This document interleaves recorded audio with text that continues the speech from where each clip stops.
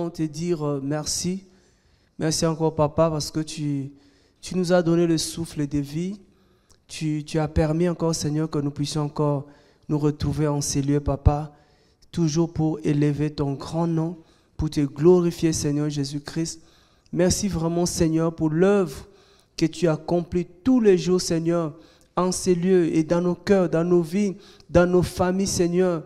Éternel, nous ne sommes pas capables par nous-mêmes, Jésus, de faire ce travail. Nous ne sommes pas capables par nous-mêmes, oh Dieu, de confesser ton nom, Papa, de parler de ton nom, Jésus. Nous ne sommes pas capables par nous-mêmes, Seigneur, de venir devant toi, Jésus. Mais c'est ta grâce, Seigneur. C'est pour ça que ce soir, Papa, nous voulons encore, Seigneur, te dire merci pour ta grâce, Seigneur. Merci vraiment, Papa, parce que, Éternel, tu nous gardes encore, tu nous protèges encore, Seigneur. Et nous voulons, Père, dans le nom de Jésus-Christ, Seigneur, laisser tout ce temps, tous ces moments, Papa, entre tes saintes mains, Jésus, et que, Seigneur, tu puisses nous conduire, tu puisses nous parler, tu puisses encore nous instruire, nous enseigner, nous corriger, Papa, et que tu puisses encore, Seigneur, à travers ta parole, ô Seigneur, de ce soir, Seigneur, toucher encore ton peuple, Seigneur, réveiller encore ton peuple, sauver encore ton peuple, ô Dieu, éternel des armées, Papa. Yahweh, sois loué, sois élevé. Il n'y a personne qui est comme toi, Jésus. Personne, Seigneur, qui mérite autant de louanges, autant d'adoration, autant d'acclamations, autant d'élévation. Il n'y en a personne, il n'y a que toi, Jésus, seul qui est mort à la croix pour nous sauver. Seigneur, merci Jésus. Amen. Donc, merci Seigneur. Nous sommes encore une fois de plus sur ce plateau de Parlons de Christ, toujours dans le même objectif d'annoncer Jésus-Christ, de partager la pensée que Jésus nous donne, nous met dans le cœur tous les jours, et la soif du Seigneur, la volonté du Seigneur, qu'on n'ignore pas, qui est toujours que les gens soient sauvés et que les gens parviennent à la connaissance de la vérité. Et nous prions vraiment que cette parole qui commence par nous sauver nous-mêmes, et toutes les personnes qui vont entendre cette parole soient aussi sauvées, soient aussi libérées. Voilà, c'est vraiment l'objectif de ce site, l'objectif de ce plateau, l'objectif de tout ce qu'on fait, c'est vraiment aller sauver les frères et sœurs, aller sauver les enfants de Dieu qui sont retenus dans l'ignorance, qui sont retenus par des faux enseignements, qui sont donnés ici et là. Les gens qui croient être dans la vérité, mais en réalité qui ne le sont pas. Les gens qui croient être dans la foi, en réalité qui ne le sont pas. Parce que la Bible nous dit, la foi vient de ce qu'on entend. Et ce qu'on entend vient de la parole de Dieu. Quelqu'un peut dire, oui, j'ai la foi parce que j'entends la parole du Seigneur. Mais la vraie foi vient de la parole du Seigneur Jésus-Christ. Et si la parole qui nous est annoncée n'est pas la parole du Seigneur Jésus-Christ, la foi que nous avons n'est pas une foi saine, n'est pas une bonne foi. C'est pour ça, vraiment, par la grâce du Seigneur, nous prions que Jésus-Christ nous donne la vraie parole, qui donne la vraie foi et la foi qui sauve. Donc ce soir, nous continuons encore ensemble avec tous ceux qui sont ici sur le plateau et vous qui allez suivre cette vidéo. Nous continuons toujours à parler de l'identité. L'identité en Christ. Vraiment, nous avons compris que beaucoup de chrétiens, beaucoup d'enfants de Dieu ne connaissent pas leur identité. Paul dit que si un enfant de Dieu, héritier qu'il est, mais si il est toujours un enfant, il n'a rien de différent d'un serviteur. C'est-à-dire que d'un esclave, il ne peut pas avoir son héritage. Et il y a beaucoup de choses que Dieu nous a donné tant enfants de Dieu, mais tant que nous ignorons notre identité, ce que nous sommes, on peut passer à côté de la promesse de Dieu, à côté même de la puissance du Seigneur. Et nous continuons à parler de cette identité parce que nous trouvons que c'est très important que chacun de nous sache qui il est.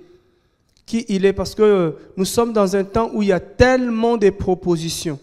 Tellement de propositions. Nous-mêmes, nous sommes déjà de plus en plus tentés. On nous propose des choses, mais la connaissance de l'identité en Jésus-Christ nous a beaucoup sauvés. et nous voulons partager avec vous qui allez aussi nous suivre, connaître son identité, connaître qui tu es réellement en Jésus-Christ. Comme ça, si les gens viennent te proposer, tu ne pourras pas céder, tu ne pourras pas tomber dans la tentation. Dans le livre d'Apocalypse, on va d'abord lire cette parole dans le livre d'Apocalypse au chapitre 2. Au livre d'Apocalypse au chapitre 2, je vais lire le verset 4 et 5. 4 et 5, Apocalypse chapitre 2. On nous donne quelques secondes, le temps de juste retrouver. Voilà, Apocalypse chapitre 2, le verset 4 et 5. On ne va pas lire toute l'histoire sur l'église d'Éphèse, mais il y a juste un verset 4, il dit « Mais j'ai quelque chose contre toi, c'est que tu as abandonné ta première charité. » Donc Dieu vient parler à l'église d'Éphèse. J'ai quelque chose contre toi, c'est que tu as abandonné ta première charité. Et au verset 5, il dit, c'est pourquoi souviens-toi donc d'où tu es tombé. Répands-toi et fais tes premières œuvres. Autrement, je viendrai à toi à toute vitesse et je ôterai ton chandelier de sa place si tu ne te répands pas. Donc voilà, le Seigneur nous interpelle. Il dit, souviens-toi d'où tu es tombé. Souviens-toi. Et nous disons, hier nous étions tombés par des faux enseignements et le Seigneur nous a fait souvenir, nous a réveillés par des frères et sœurs que qui Dieu a fait une grâce de connaître certaines vérités. Et par là, nous aussi, nous avons eu la connaissance de cette vérité. Et par la connaissance de cette vérité, nous nous sommes souvenus d'où nous étions tombés. Et Dieu nous dit, répands-toi. La repentance, c'est-à-dire, il dit, reviens maintenant, reviens en moi. Donc, c'est revenir à l'éternel, revenir à la parole, revenir à la vraie parole. Et c'est ça la mission que nous avons, c'est de ramener les gens à la vraie parole. Et que les gens vont se souvenir facilement. Quand la bonne parole est annoncée, ça réveille les esprits, ça réveille les consciences. Et les gens se souviennent que voilà, ce que je faisais avant, ce n'était pas bon. Et que voici maintenant la vérité. C'est pour ça que notre frère Pierre aussi, dans 2 Pierre là-bas, chapitre 1er, le verset 12, il dit, je ne serai pas négligent, je ne veux pas vous laisser comme ça, je vais tout le temps vous rappeler les choses afin que vous soyez fondés dans la vérité présente. Donc, c'est nécessaire de rappeler, c'est pour ça qu'on veut tout le temps rappeler ces choses aux frères et sœurs pour amener un réveil dans le corps du Christ, pour que les enfants de Dieu soient réveillés. Sinon, il y aura beaucoup de propositions. La dernière fois, nous avons vu comment Satan était venu d'abord proposer à Ève. Il dit, voilà, si tu manges ce fruit, vous allez devenir comme Dieu. Donc, Satan va leur proposer quelque chose. Et nous avons compris que c'est aussi un manque de la connaissance d'identité. C'est-à-dire que l'ignorance avait fait que Ève et Adam sont tombés, c'est-à-dire ils ont écouté la voix de Satan, ils ont accepté la proposition de Satan. Or, Satan ne leur proposait rien de nouveau. Il leur proposait ce qu'eux étaient déjà. Mais comme ils ne le savaient pas, ils ont accepté. Or, le même Satan, il vient d'avoir Jésus-Christ dans le désert. Il va lui proposer beaucoup de choses. Il y a 3 choses dont la Bible nous cite. Mais la troisième chose, il dit, voilà, si tu m'adores, je vais te donner tout le royaume. Et Jésus n'a pas accepté cette proposition parce qu'il n'avait pas besoin de ce royaume, parce qu'il avait déjà un royaume. Vous voyez, donc des fois, on vient nous proposer des choses que nous avons déjà, que le Seigneur nous a déjà données, et que parce que peut-être nous ne savons pas que nous avons ces choses, nous continuons à les chercher à gauche, à droite. C'est pour ça que vous voyez beaucoup de chrétiens aller à gauche, aller ci et là, aller se promener d'église en église, aller voir les hommes des pasteurs pour chercher, arrêter quoi? Chercher tout ce qu'ils ont déjà.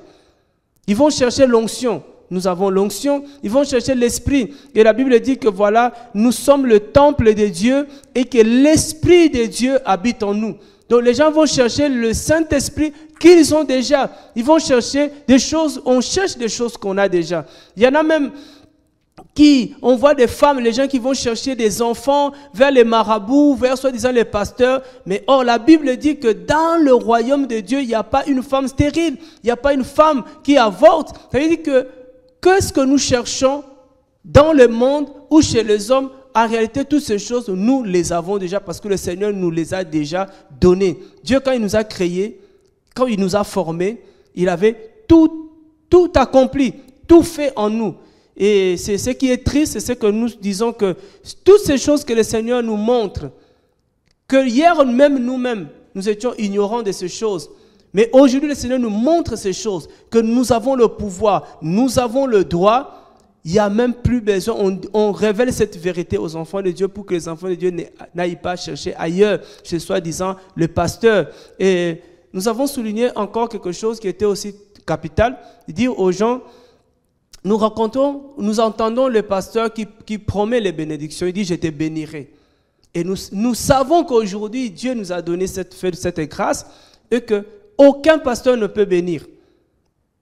En réalité, qu'est-ce que Dieu nous dit? Au lieu d'aller chercher les bénédictions chez les pasteurs, on fait des offrandes pour aller voir les pasteurs, aller voir les hommes de Dieu, afin que ces hommes de Dieu puissent nous donner la bénédiction. Mais la Bible dit quoi? Que nous sommes déjà bénis. Nous avons déjà la bénédiction. La Bible dit dans Éphésiens 1, vous êtes bénis de toutes sortes de bénédictions dans le lieu céleste. Vous voyez que nous avons déjà la bénédiction. Mais pourquoi les gens vont encore chercher des bénédictions? C'est l'ignorance. Parce qu'ils ne savent pas qu'ils sont bénis. Parce qu'ils ne savent pas qu'ils ont cette bénédiction. Donc, il y a toutes ces choses-là. Chaque fois que le Seigneur nous révèle cette vérité, nous disons gloire à Jésus-Christ. Et on n'arrête pas, on ne s'arrête pas à dire gloire à Jésus-Christ. On prend l'engagement d'aller dire à nos frères, d'aller dire à ceux qui ne savent pas cette vérité-là. Et c'est ça notre mission. Donc aujourd'hui encore, nous allons lire un passage qui est dans Jean chapitre 1er. On ne sera pas long. Le but c'est vraiment que les gens puissent saisir ce que nous sommes en train de dire, que ce n'est plus le temps. C'est-à-dire que nous voulons tout simplement dire aux gens que tout ce que tu cherches, tu les as déjà en Jésus-Christ. Tout ce que tu veux, tu les as déjà en Jésus-Christ. Le pardon de péché, nous l'avons déjà en Jésus-Christ. Il n'y a plus besoin d'aller voir un prêtre, il n'y a plus besoin d'aller voir un pasteur, il n'y a plus besoin d'aller voir un frère pour lui dire « Frère, accorde-moi le pardon. Frère, prie pour moi pour avoir le pardon. » Parce que la Bible dit « Si tu confesses le péché. » Dans 1 Jean, chapitre 1, verset 9, il dit « Si tu confesses le péché, Dieu, il est juste et fidèle pour te pardonner. » Voilà. Donc, il n'y a plus besoin d'aller vers un homme. Il n'y a plus besoin d'aller chercher un frère. Parce que, frère, nous avons tout reçu en Jésus-Christ. Et ça, le travail, c'est pour ça que nous glorifions le Seigneur Jésus-Christ pour le travail qu'il a accompli. Un travail énorme. Un travail qui fait qu'aujourd'hui, nous sommes libres. Libres, ça veut dire nous sommes indépendants. Nous ne dépendons plus des hommes. Nous ne dépendons plus de quelqu'un sur la terre. Nous ne dépendons que de Jésus-Christ. Waouh, ça c'est merveilleux. Et ça c'est glorieux, frères et sœurs. C'est pour ça que ça nous donne des ailes, ça nous pousse à aller crier plus haut, crier partout que Jésus est Seigneur. Parce qu'il a fait ce qu'il a fait, c'est incroyable. Il nous a redonné le pouvoir. Voilà. Et la Bible dit dans Jean chapitre 1er, nous lisons à partir du verset 15. La Bible dit, Jean a donc rendu témoignage de lui et s'est écrié, disant, c'est celui dont j'ai dit, celui qui vient après moi m'a précédé. Waouh, là, c'est... Vous voyez, de plus en plus, chaque fois que j'ai lu la Bible, je suis perdu. Je peux dire, je suis perdu. Je dis, mais avec la Bible, tous les jours, c'est un éternel recommencement. Il dit, Jean, il dit, celui dont j'ai dit, celui qui vient après moi. Celui qui vient après moi m'a précédé. Comment on peut comprendre ces choses? Ça, c'est la folie. Ça dépasse le niveau scientifique. Celui qui vient après moi m'a précédé. Waouh! Non, quelqu'un qui vient après toi ne peut pas être avant toi. En français, on ne peut pas expliquer ça. Mais c'est ça Dieu. C'est lui qui vient après moi m'a précédé. C'est-à-dire qu'il a été avant moi. Mais il était où? C'est Jésus-là, il était où? Nous savons que quand Élisabeth était enceinte de 6 mois, Élisabeth est la maman de Jean. Quand il était enceinte de 6 mois, Marie venait de recevoir la sémence. Marie venait de recevoir la parole. Donc, Jean était plus âgé que Jésus, physiquement. Mais dans l'esprit, Jésus est le Dieu de Jean. Wow. Il dit, c'est lui qui vient après moi. Quand les gens cherchent à comprendre Jésus selon l'intelligence des hommes, quand les gens cherchent à comprendre, à connaître Jésus-Christ selon la lettre, vous allez devenir des malades, vous allez devenir des fous. Jean lui-même, il dit, c'est lui qui vient après moi m'a précédé.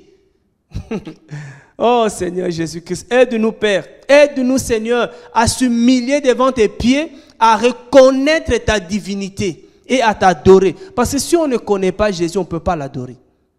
Si on ne comprend pas son langage, on ne peut pas l'adorer. Car il était avant moi, Jean dit Jésus était avant lui. Jésus était avant lui. Scientifiquement, c'est impossible. C'est pour ça que tout ce qui est impossible scientifiquement, frères et sœurs, est possible spirituellement. Tout ce que les hommes ne peuvent pas expliquer, Dieu l'explique. C'est pour ça que la Bible dit, le juste vivra par la foi. Le juste ne vivra pas par la vue, mais par la foi. Notre vie là, frère, c'est quelque chose qui va étonner des gens qui raisonnent, les gens du monde, parce que c'est des choses que l'homme ne peut pas expliquer. Il vient après moi, mais il a été avant moi. C'est compliqué.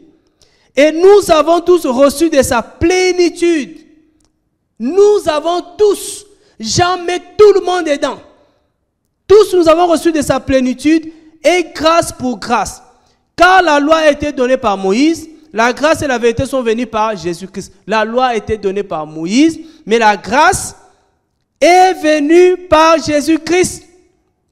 La vérité est venue par Jésus-Christ. Ça veut dire qu'il n'y en avait pas avant. Avant, il n'y avait que la loi. La grâce et la vérité est venue par lui-même, le Seigneur Jésus-Christ.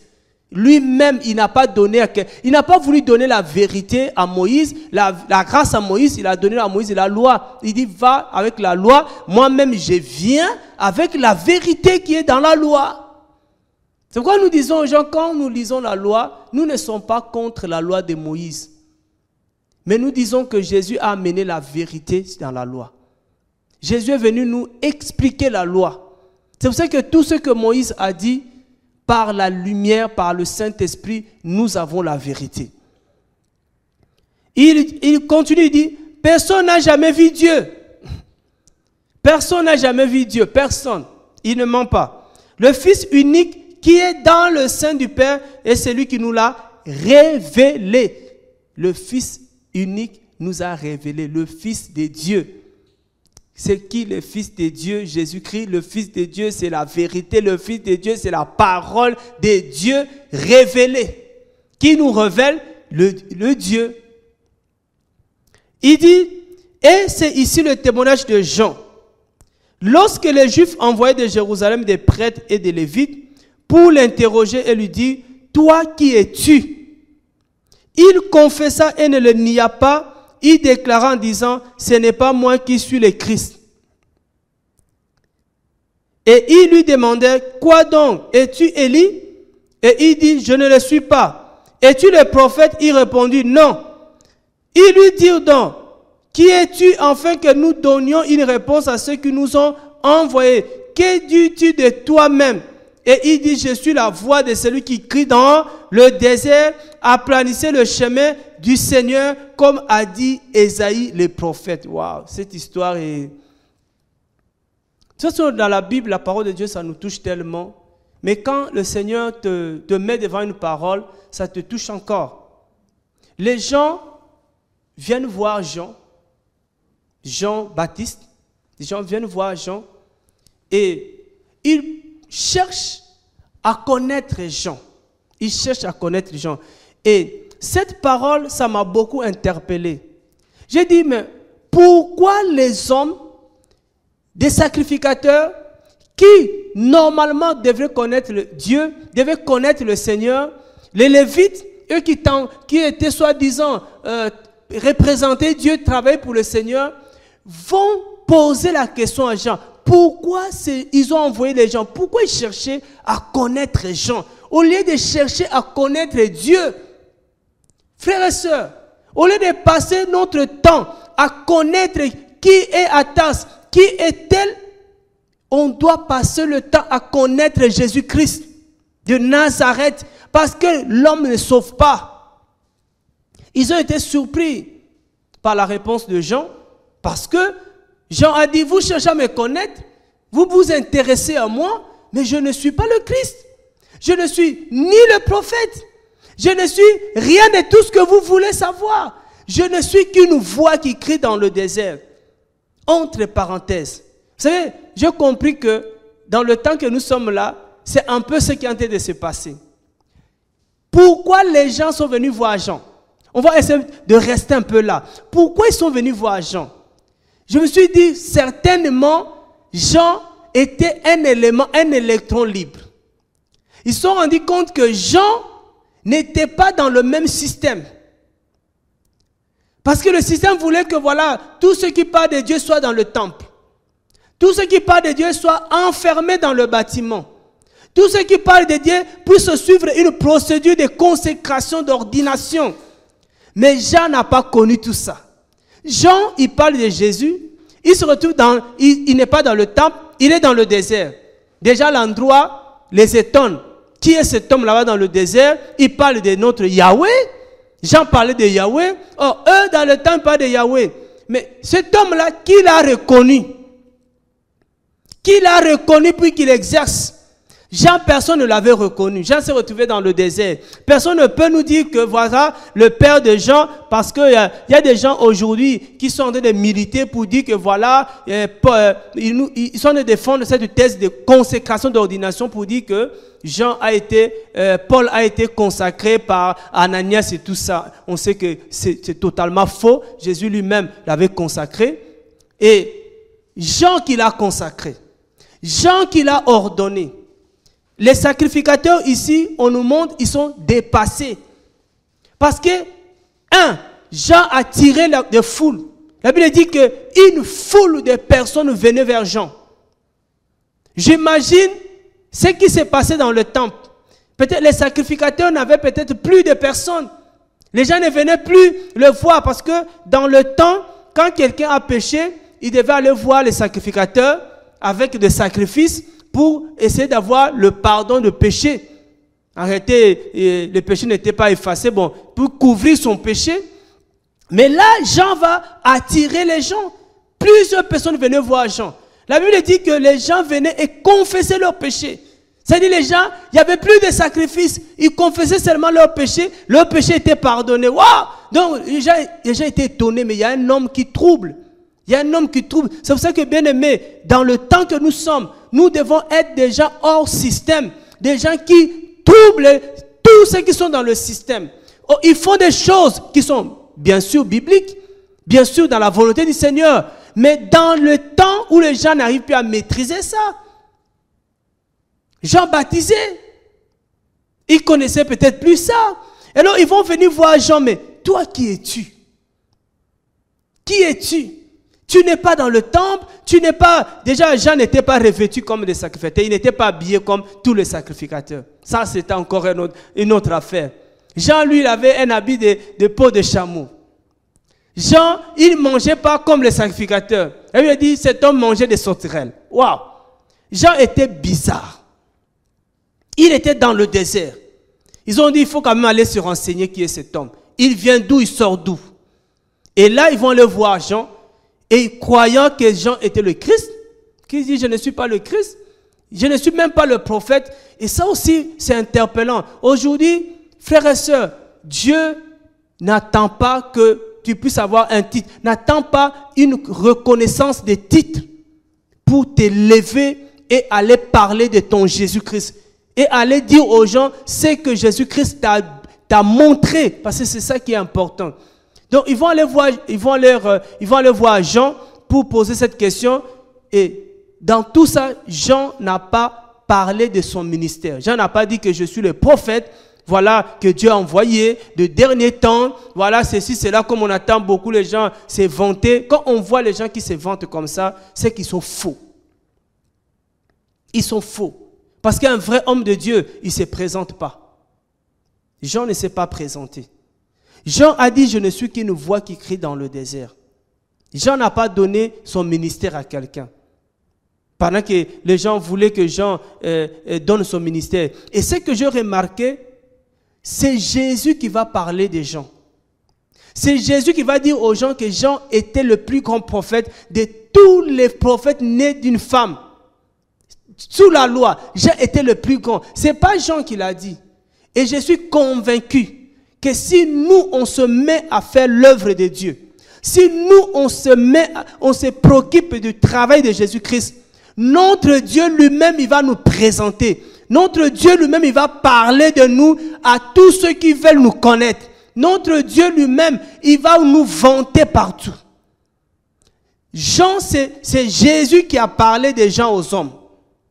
Il dit, voici mon serviteur, voici le prophète, voici ma fille. C'est Jean, c'est Jésus qui a parlé.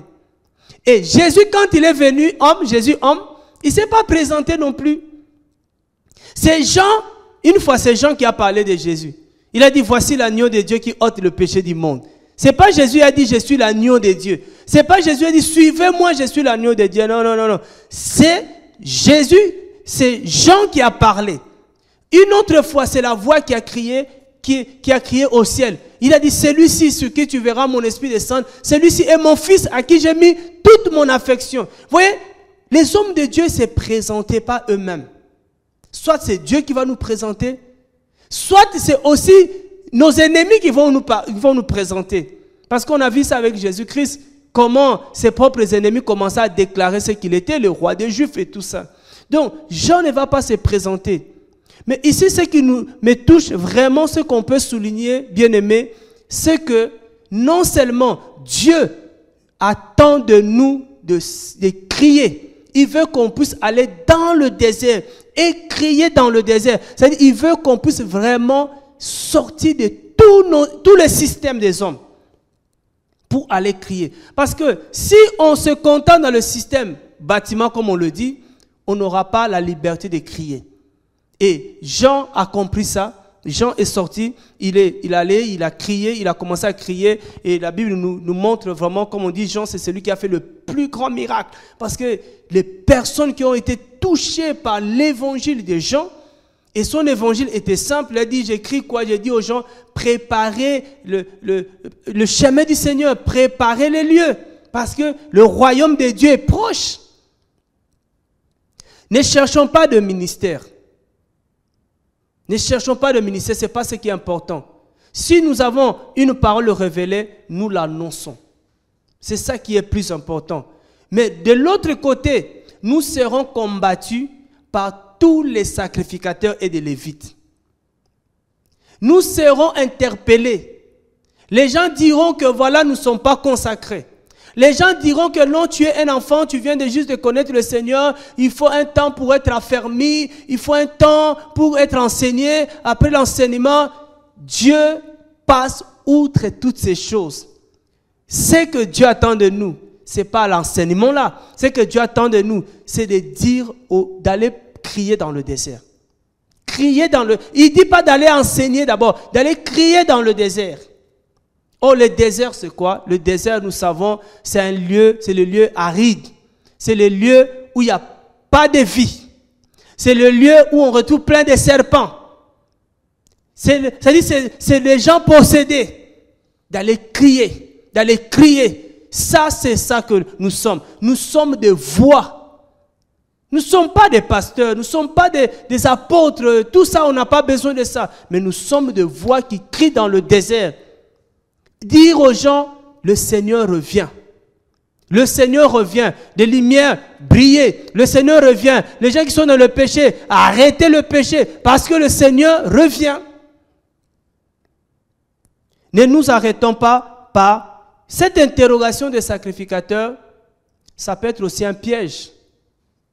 Parce que quand les gens vont venir voir tu es qui, tu vas dire oui, moi je suis le pasteur, je suis le leader, je suis celui-là. Voilà, ça devait devenir une distraction. Jean a coupé court. Il a carrément coupé court. Parce qu'il avait compris que ça freine. Le fait de chercher le titre, de mettre, voilà, je suis l'évangéliste, ça nous empêche d'aller loin avec le Seigneur. Ça met des barrières. Parce que dès que les gens savent que tu es le pasteur, les gens ne te regardent plus comme un frère. Mais Jésus dit, il faut vous considérer, vous regarder comme des frères. Nous sommes des frères. Il n'y a pas plus grand il n'y a pas un qui est plus grand que l'autre. Mais ce que le Seigneur attend de nous, enfants de Dieu, chrétiens, c'est d'être des voix qui crient dans le désert. Il est temps qu'on crie. Il est temps qu'on change la façon, comme je dis toujours, la façon d'adorer Jésus. Il est temps de sortir, carrément, je le dis, il est temps d'abandonner tout, c'est-à-dire nos systèmes. Parce qu'aujourd'hui, pour les gens se contentent des dimanches, tous les dimanches, mais en réalité, on ne se rend pas compte qu'on ne fait pas l'œuvre. On ne fait pas l'œuvre. Parce que l'œuvre de Jésus, ce n'est pas qu'on se retrouve tout le temps. Ce n'est pas pour ça que Jésus est mort à la croix. Jésus est mort à la croix pour que les gens soient sauvés. Les gens ne seront pas sauvés si nous restons entre nous. Les gens seront sauvés s'ils entendent la voix du Seigneur. Dans Romains, il est écrit. Dans Romains, la Bible dit, quiconque invoquera le nom du Seigneur sera sauvé. Mais il dit, comment invoqueront-ils ce nom s'il n'y a personne qui parle? S'il n'y a personne qui parle, comment ces gens vont entendre la vérité? Comment les gens... Nous prions que le Seigneur nous aide. Nous prions que le Seigneur nous libère totalement de la religion. On a quitté, il y en a beaucoup, ils ont quitté la religion catholique, ils disent je ne suis plus dans le catholique. Voilà, ils ont quitté la religion catholique, ils sont allés dans une autre religion, ils sont devenus des protestants. Il y en a d'autres, ils ont quitté les protestants, ils sont allés dans la religion évangélique. C'est une religion, l'évangélique là. C'est une religion, le pentecôtisme. Tout ce qui est isme là, c'est la religion. Ce n'est pas ce que Dieu attend de nous. Notre identité, on n'est pas allé se présenter pour dire tu es qui? Oh non, moi je suis chrétien évangélique. Moi je suis chrétien catholique. Quelqu'un qui se présente comme ça n'est pas encore sauvé. Mais Dieu veut de voix, des gens qui crient. On va crier. Même si les gens viennent se placer devant nous, je crois que la parole de Dieu qui est dans Zacharie, qui dit, qui es-tu, grande montagne devant Zorobabel? Je t'aplanirai. Moi, je le crois et je le confesse que les montagnes qui vont se lever devant les Zorobabel, devant les vraies voix de Dieu, Dieu va les aplanir. Parce qu'il faut que la voix, la Bible dit dans Matthieu 24, il faut que cet évangile du royaume soit prêché partout dans le monde. Dans toutes les extrémités. C'est-à-dire il faut que nos voix arrivent jusqu'aux extrémités de la terre. Ça veut dire encore que quand Dieu dit ça, ta voix, personne ne peut arrêter ta voix. Personne ne peut fermer ta voix. Personne ne peut dire arrête de crier. Parce que Jésus a dit, s'ils arrêtent de crier, je vais susciter des pierres à leur place. Moi, je refuse que le Seigneur prenne des pierres à ma place, mais c'est à moi de crier. C'est pour ça que je dis, il faut que je crie partout, il faut que je fasse du bruit. Alléluia. Il faut que je crie. Bien aimé, on doit crier. Même si on a 2, même si on a 3, on va faire de bruit. Ça ne dit pas le bruit de déranger les gens, mais le bruit de dire que Jésus-Christ revient. Notre Seigneur est à la porte. On voit le temps. On voit ce qui se passe, il n'y a plus rien d'étonnant. On voit tout ce qui se passe, que c'est la fin du monde, c'est la fin des temps, c'est la fin de l'Église. C'est la fin, bien-aimé. C'est la fin. On doit discerner les temps, on doit discerner les signes. Il y a beaucoup de signes devant nous, mais on n'arrive pas à discerner les signes. On n'arrive pas à comprendre tout ce que le Seigneur nous dit. J'ai dit, Seigneur, aide-moi à comprendre le signe de temps. Aide-moi à comprendre que bientôt, le temps de la grâce de l'Église va prendre fin. Dans quelques secondes, ça va prendre fin. Bientôt, ça sera l'enlèvement. Bientôt, ça sera l'enlèvement. Ce n'est plus, comme Ésaïe nous dit, pour l'amour de Jérusalem, pour l'amour de Rennes, pour l'amour de ma famille, pour l'amour de mes amis, je ne peux pas me taire. Je ne peux pas rester tranquille. Au nom de Jésus-Christ. Au nom de Jésus-Christ. Voilà, bien aimé, ce qu'on voulait encore interpeller aujourd'hui.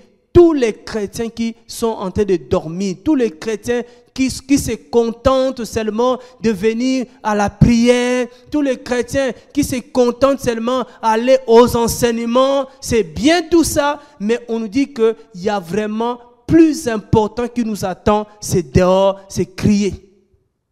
C'est annoncer l'évangile, c'est de faire tout pour que l'évangile du royaume arrive partout.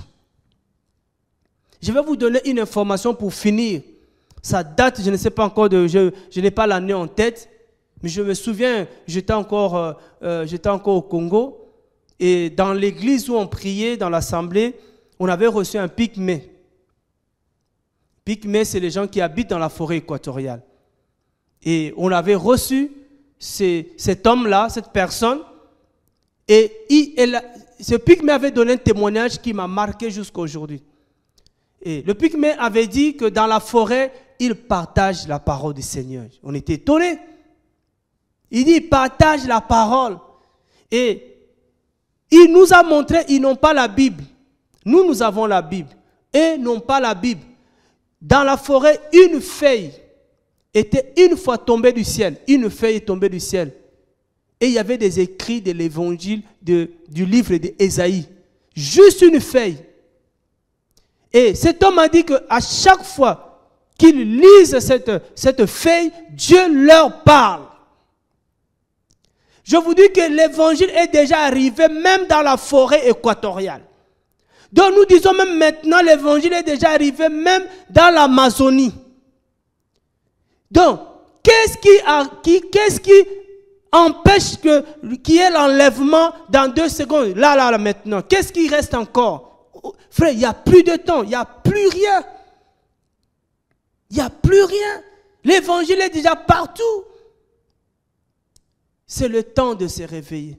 C'est le temps que nous devons mettre de paquet. C'est le temps que nous devons servir le Seigneur. Dieu ne nous demande pas beaucoup de choses. Le reste, c'est Dieu qui s'en occupe. Le reste de nos vies, c'est Dieu qui s'en occupe. Tout, c'est Dieu qui nous donne. Mais ce que Dieu nous demande, c'est seulement d'être de voix de Dieu. De voix. D'ouvrir la bouche. Jérémie a dit, pour t'encourager, toi qui ne peux pas parler, pour t'encourager, toi qui es peut-être timide, pour t'encourager, toi qui as peur et honte, Jérémie a dit à Dieu, je suis un enfant et je ne sais pas parler. Dieu lui a dit, c'est pas grave. Moi-même, le Seigneur, Yahweh, je mettrai mes paroles dans ta bouche et tu diras tout ce que je te dirai. C'est-à-dire que Dieu n'attend pas que tu puisses recevoir des bagages, des enseignements. Dieu, ce qu'il fait, il vient, il met ses paroles dans ta bouche. Donc nous devons dire ce que Dieu nous a dit. Si Dieu est venu te voir dans un songe, dis ce qu'il t'a dit. Si Dieu est venu te visiter pendant que tu lisais la Bible, dis ce que Dieu t'a dit. Ne cherche pas à faire une dissertation. Ne cherche pas à préparer un enseignement. Déjà, on ne prépare plus des enseignements. Parce que nous sommes de Jérémie, nous disons ce que le Seigneur nous dit. Point net. S'il nous dit de citer une parole, on cite une parole. Voilà. Donc c'est ça que nous prions le Seigneur. Que le Seigneur continue à nous donner la parole. Que le Seigneur continue à mettre dans la bouche de tous ces prophètes, de tous les Jérémies, de tous ces enfants, la parole, et que les Jérémies se lèvent partout où ils sont. Que les Jérémies se lèvent. Dieu envoie les Jérémies vers les nations, vers le roi, dans le royaume, pour aller parler de la part du Seigneur. Et c'est ça que le mouvement de l'esprit que Dieu est en train de faire maintenant. Il est en train de susciter des prophètes, des Jérémies, partout, de tous les âges. Et Dieu met des paroles dans leur bouche. C'est pour ça que les gens qui ont fait des théologies sont dépassés. Ils se demandent, mais on ne t'a pas vu à l'école théologique? Comment tu parles de Dieu? On n'a pas vu où que tu as reçu le Seigneur. Comment tu parles de Dieu? Il dit non, Dieu m'a visité dans ma chambre. Dieu m'a mis la parole dans la bouche. Voilà, c'est comme ça que ça se passe. Paul, Dieu l'a rencontré sur le chemin de Damas. Donc, peu importe où Dieu va te rencontrer, mais il t'a rencontré. Il t'a dit quelque chose. Il dit, va dire à mon peuple. Comme il a dit dans Ésaïe, il a dit, va, crie en plein gosier. Dis à mon peuple. Voilà ce que Dieu, la parole qu'on peut retenir aujourd'hui. Va et dis à mon peuple que je reviens. Va et dis à mon peuple de sortir de Babylone. Va et dis à mon peuple d'obéir à ma parole et de ne plus obéir aux traditions. Va et dis à mon peuple. Donc nous dirons tout ce que le Seigneur nous dira. On n'a plus peur parce que voilà, si on dit les gens vont quitter les assemblées, on s'en fout de tout ça. Nous, ce qu'on veut, c'est l'obéissance. Nous dirons tout ce que le Seigneur nous dira. Que ça ne plaise ou pas aux sacrificateurs et aux lévites, aux traditionnels et aux conservateurs de la loi, de la parole, des Écritures, nous, on dira tout ce que le Seigneur nous dira. C'est ça que le Seigneur nous demande. Et je vais dire à tous ceux qui ont reçu quelque chose de la part du Seigneur, Jérémie, Dieu lui donne un avertissement. Il dit, si tu trembles devant eux, je vais te faire trembler. Waouh, frère, non, on n'a pas besoin que le Seigneur nous fasse du mal, que le Seigneur nous touche, mais on a compris que tout ce que le Seigneur nous donne, on doit dire au peuple, dis à mon peuple. Dis à mon peuple, c'est ça le message, que dis à mon peuple. Voilà qu'est-ce que le Seigneur t'a dit. Qu'est-ce que le Seigneur t'a donné pour son peuple. Tout ce que le Seigneur nous donne, ce n'est pas pour nous. Et à tous ceux qui gardent la parole de Dieu dans leur tiroir, dans leur maison, pour écrire des livres et vendre demain, vous aurez des comptes à rendre à l'Éternel. À tous ceux qui reçoivent des messages de la part de Dieu sous forme de cantiques, mais qui gardent dans le tiroir, dans leur maison pour faire des albums, mais vous aurez des comptes à rendre à Dieu parce que le peuple de Dieu a besoin de sa parole. Le peuple a besoin de la parole. Moïse allait à la montagne, il a reçu la parole pour le peuple. Dieu te donne sa parole, mais donne au peuple de Dieu. À tous ceux qui ont peur de dire ce que Dieu leur a dit, mais tu auras des comptes à rendre à Yahweh. C'est le temps de dire au peuple de Dieu tout ce que le Seigneur t'a dit. Tout ce que le Seigneur t'a dit. Ne garde plus. Oh non, moi j'ai reçu ça lundi, j'attends dimanche, après non, dimanche je vais dire non, tu as reçu lundi, aujourd'hui il y a tous les moyens pour donner la parole au peuple. On voit les gens qui sont par WhatsApp, on voit les gens qui sont sur leur Facebook, voilà, si il y en a d'autres c'est le Seigneur, mais il y en a d'autres on se demande si c'est Jésus parce qu'on voit la parole, on sait que ce n'est pas Jésus, mais quand tu es convaincu dans ton cœur que Jésus t'a parlé, Jésus t'a donné une parole, cours pour aller donner à son peuple. Son peuple en a besoin. Voilà ce message qu'on voulait donner aujourd'hui pour dire aux gens, voilà, dis tout ce que le Seigneur t'a dit. Donne tout ce que le Seigneur t'a donné pour son peuple. Pour son peuple. Quand le Seigneur te donne quelque chose, pose-lui au moins la question. Seigneur, pourquoi tu m'as donné ça? Il va te dire pourquoi il t'a donné ça. Ce n'est pas pour toi. Il va te dire c'est pour moi. Il va te dire c'est pour X. Voilà que le Seigneur vraiment nous aide, que le Seigneur nous garde, que le Seigneur nous donne encore, et plus que le Seigneur va nous donner. Et quand le Seigneur nous donne, on libère, le Seigneur nous donne, on libère, le Seigneur nous donnera encore plus. Nous le croyons. Nous le croyons que jamais le vin va manquer dans la maison. Jamais le vin va manquer. Le Seigneur va toujours nous donner un message. Donc, dans le nom puissant de Jésus-Christ, nous avons parlé comme ça. Nous disons vraiment que vous soyez encouragés je pense que vous serez encouragés par cette parole que nous avons libérée. Donc nous allons encore revenir parce que tous les jours que le Seigneur nous donne, frère, on garde plus. On garde plus parce qu'on va exploser, on va je ne sais pas quoi, on ne peut plus garder, on donne. On donne. On n'attend pas le programme de l'Assemblée pour donner au peuple de Dieu. Le peuple de Dieu sont partout. Soyez bénis au nom puissant de Jésus-Christ et on se dit à bientôt.